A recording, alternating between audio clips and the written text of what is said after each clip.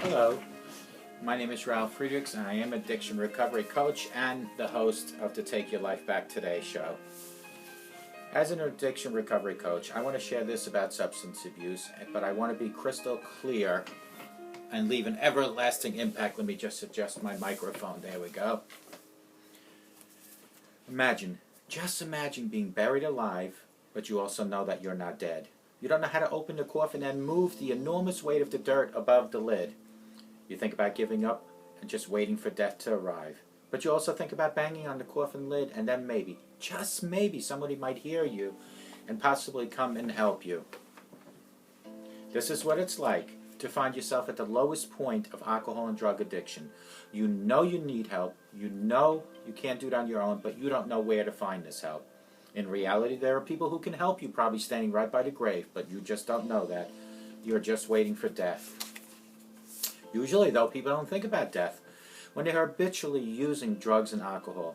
In order to feed an addiction, you have to be great at repressing the fear of death. I often ask you, my audience, did it ever cross your mind that when you used drugs and alcohol or abused it, that you would possibly overdose with this? I leave you with one other thought. Don't be that person laying in the coffin, banging on the lid, hoping for someone to hear. Take the first step. Reach out to myself at 844-405-HELP and let me help take your life back. You can also reach out to a good friend, an addiction recovery coach and a life coach of 30 years, Larry Geis from the Geis Academy, at 516-458-2741. That's 516-458-2741. Larry Geis is an addiction recovery coach, a life coach. He nor I really ever ask you, where did you come from? Because it's not important to us. What he is concerned about is where you are today and where you are going to go tomorrow. Larry Geis can be found on the internet at www.odysseyconsultant.org. That's www.odysseyconsultant.org. Larry Geis from the Geis Academy at 516-458-2741. Give a shout out to globaleyeglasses.com. They are focused on saving you money. I want you to be focused on watching my videos with clear vision. Where else to go but www.globaleyeglasses.com, where you can spend up to 70% less than you would at your freestanding brick and mortar store in your local neighborhood. Folks, they have over 1,200 frames, plastic, metal, half, full, and no frame at all. They have lenses like progressives, transition, photochromatics, polarized. They have coatings like scratch coating, anti-reflecting coating, and UV coating, all available there online. You don't even have to leave your house. All you really have to do is open your front door when those glasses come in, reach into the mailbox, and they are yours. Here's the plus. Not only am I your addiction recovery coach, not only I the host of this Take Your Life Back Today show, but I'm also in the optometry business for over 30 years. I will help you if you reach out to me at 631-599-0218, help you place an order for the proper glasses that will fit you properly. Just have to reach out to me and go to www.globaleyeglasses.com. Let them focus on saving you money. Today's topic, 5 daily inventory questions that will keep you sober. I want to read these 5 questions, and I want you to write down an honest answer. After some time passes, it is easy to go stuck on autopilot. I do it all the time. I go about my business, I'm focused on my daily tasks and not putting enough attention into my recovery. A few days go by or a week goes by and all of a sudden you say, oh my God, I haven't been concentrating on my recovery. What's important is that we have to keep a daily inventory. It is different for us in recovery because it is so important that we stick to the 24-hour rule, day by day, step by step. We have an added responsibility to keep that daily inventory and try to make tomorrow better than yesterday. Everyone in recovery, and matter of fact, that should be for everyone in life, should perform a checklist and ask himself these 5 questions. Question number 1 is, are you helping anyone? Are you doing things like opening a door for a neighbor or possibly shoveling snow for an elderly? I repeat this over and over again every time I do these shows. It is that important to me, and it should be important to you. There's a big difference between self-centeredness and selfishness. Being self-centered simply means that everything is about you. Lots of people struggle with this. When I am self-centered, it means that I am wrapped in myself. It's so simple, but yet so difficult to stay on top of. The best way to get out of being oneself is to help other people. When you're helping other people, you're thinking about them, not you all the time. You are trying to be the service to another person in a kind way, another human. You're not thinking about yourself, and that is important. Thinking about someone other than myself, yourself, is a liberating feeling. Question number 2, how is my spiritual condition? Are you trying to fill the void? I know I have many a times. It is that hole inside of us that keeps us sick. When we're trying to fill that void, we are usually doing it with external stimuli. We are spiritual beings. It is in our nature, and that's who we are. Every person wants to belong to something. Even artists can belong to or believe in a higher power. Feeling connected is critical to your well-being regardless of your beliefs. A daily inventory of our spiritual condition is just as important as a daily inventory of our actions and behaviors. There are one in the same and run in the same category. There is no exception, folks. It is something that we are all part of that connects us to everything else in life. Question number 3, are you taking care of your body? Other sober folks remind me constantly that addiction is a threefold. You have your spiritual, your mental, and your physical. How often have you seen people go into recovery and sacrifice the health of their bodies in exchange for sobrieties? I've seen it a gazillion times. Food and sloth can easily become a replacement addiction for drugs and alcohol. This is probably the most common coping mechanism for people who are new in recovering and are learning how to deal with their emotions. Your body is an extension of yourself. It is only the only body you will ever own. Taking care of your body will do wonders for your mental state and your sobriety. Not to mention the benefits of good health are almost infinite. Exercise will give you a natural high. Good nutrition will keep your mind sharp and your digestion healthy. Question number 4. Are you spending time on yourself? Breathe. Relax. Focus. With the hustle and bustle of life, it is so easy to lose perspective, folks. We get some sober time under our belt, and slowly our personal program starts to be put on the back burner. If this happens to you, don't beat yourself up about it.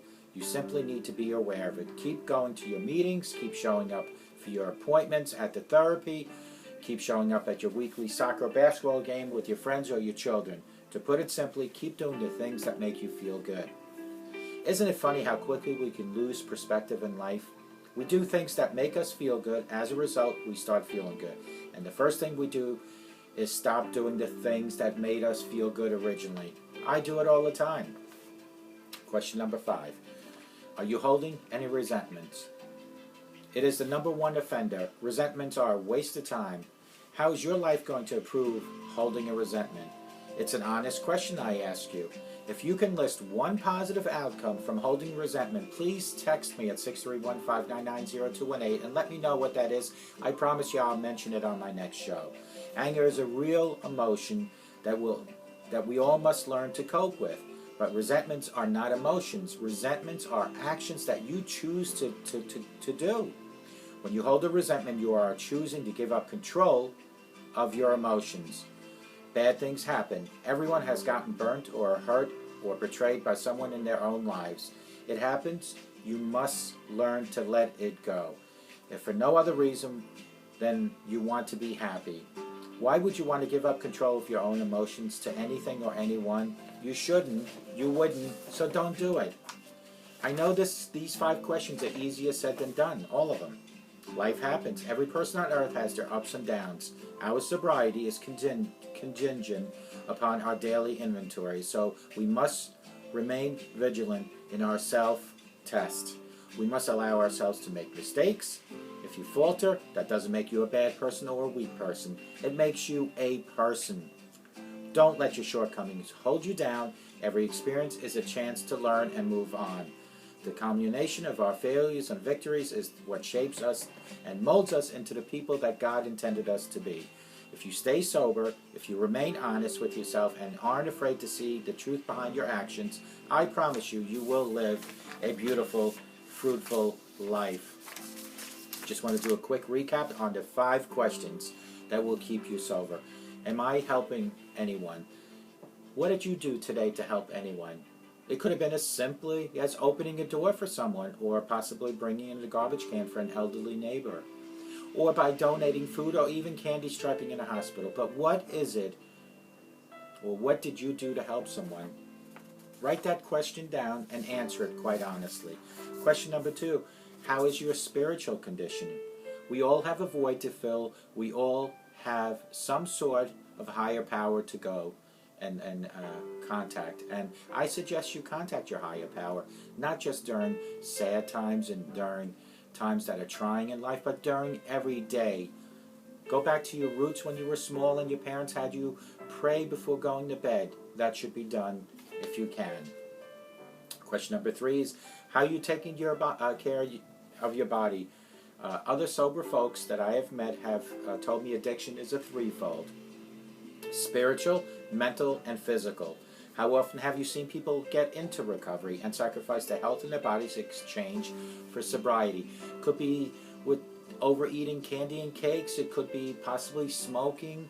It could be possibly any other addiction that you picked up in lieu of drinking or drugging. So we need to be careful that we condition our minds spiritually. Our minds need to be conditioned mentally, and our bodies need to be conditioned physically. Question number 4, are you spending time on yourself? Do you get to breathe? Do you get to relax? Do you get to focus? With the hustle and bustle of life, it is easy to lose perspective, so we need to do those 3 things. We need to daily breathe, relax, and focus. Question number 5 was, are you holding any resentments? Folks, I know there are people out there that say, I will never forgive, but when you forgive, it's not for the person you're forgiving. It's for you to let go of that resentment. It is the number 1 offender. Resentments are a waste of time. How's your life going to improve by holding resentment? It's an honest question. And if you can tell me how one positive thing came out of holding resentment against someone, text it to me at 631-599-0218. I would love to bring it up at my next show. I can't think of any resentments that are positive. It is understandable to be angry at a person or an organization or even an idea. Anger is a real, very real emotion that we all must learn to cope with. But resentments are not emotions. Resentments are choices that you choose to make. When you hold on to resentment, you are choosing to give up control of your emotions. You become a hostage to resentment. Your emotions are hostages. Bad things happen. We all realize that. We need to get up, stand up, straight up, dust our knees, lace up our boots, and move forward. Everyone has gotten burnt or hurt or betrayed by someone in their lives. It happens each and every day. You must learn to let it go, even for no other reason but just to be happy. Why would you want to give up control of your own emotions in the first place? You wouldn't, so don't do it. And all these questions I just said are easier said than done, but life happens. Every person on earth has ups and downs. We all do daily. Our sobriety depends upon daily inventories. These 5 questions I just went over is part of your inventory, so you must remain vigilant of your self-control. We must allow ourselves to make mistakes. If you falter, that doesn't make you a bad person or a weak person. It just makes you a person. Don't let your shortcomings hold you down. Every experience is a chance for you to learn. The culmination of failures and victories is what shapes and molds us into the people that God has meant us to be. If you stay sober, if you remain honest with yourself, and you aren't afraid to see the truth behind your actions, I promise you, you will have a beautiful, fulfilling life. And remember, a sober today promises a better tomorrow. And if you lead by example within your own house, your castle, your children will see that you don't have to smoke, you don't have to drink, you don't have to use profanity, and you don't have to physically abuse someone. The world outside here has become so destructive. Why not keep peace and tranquility in your own home by leading by example. Show your children that there is love, compassion, and respect in your own household. So maybe when they leave one day, they take it out to that really crazy world. And we know how lately the world has been going crazy. Each and every day there's killing, fighting, and it's getting tougher. So in your own house, control yourself. And when you control yourself, that trickles down to your children. Control yourself with the drinking, the smoking, the profanity, and the physical abusing other people. Be the person that God wants you to be. Be the person that leads by example. You might be the parent, you might be the father, the mother, the grandfather, the grandma. You might be the legal guardian, but you are somebody's hero in somebody's eye. You are a role model. Folks, I hope to God, no matter where you are, you have a sober day today. But I hope and I pray, no matter where you are, you have the best rest of your life, the best sober rest of your life, and you have a great life. And remember, call me at 844-405-HELP if you need any help whatsoever. Call Larry Geis from the Geis Academy, 516-458-2741. Let Larry and myself be there to help you take your life back, and may God bless you.